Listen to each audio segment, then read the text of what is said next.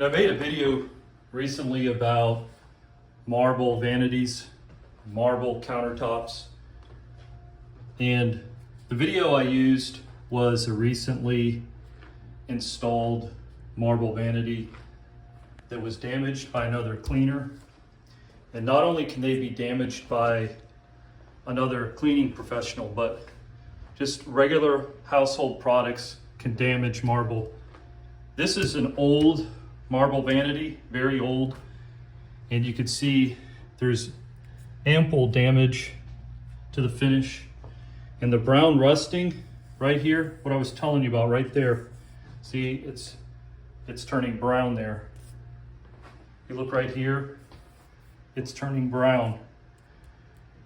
I don't know why people like to put marble in their bathrooms and kitchens. I'm not really sure what the appeal is because it damages very easily.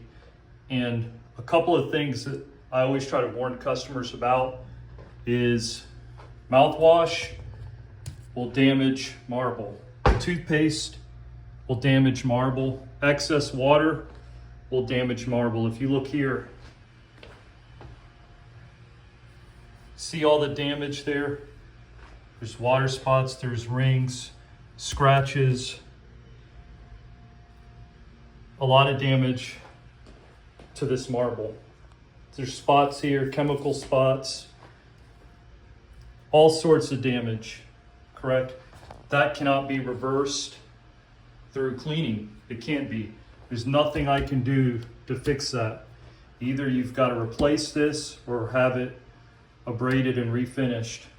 Most people would just replace this entire thing and get maybe a granite countertop, but granite is much easier to maintain. Formica, much easier to maintain. I know it's not very trendy right now, but Formica is really good. You could use about anything on Formica and it's pretty durable. But if you're a customer, you've got to find somewhere to put this, somewhere else to put your toothpaste, your soaps. Find a way to consistently, after you use the sink, to dry up the moisture that's on your countertop, on your vanity, because it's going to end up looking like this. Now, this customer moved in here not too long ago. They inherited this problem. I don't know if they're going to replace it or not. Newly installed marble vanity.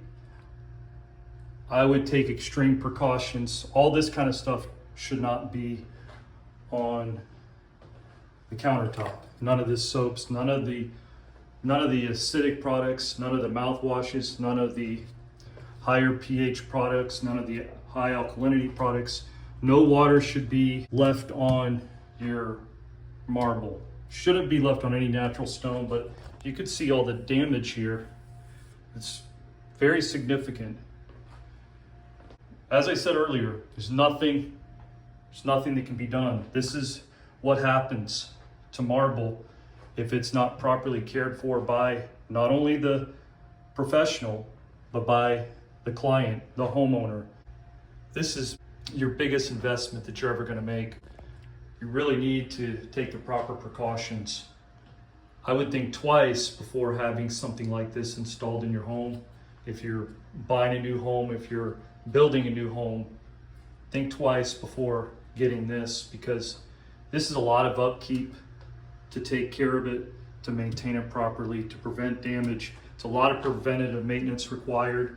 It's probably at some point, even if you get a new one and you take care of it, you're going to have to get it refinished anyways, probably in 5 to 10 years.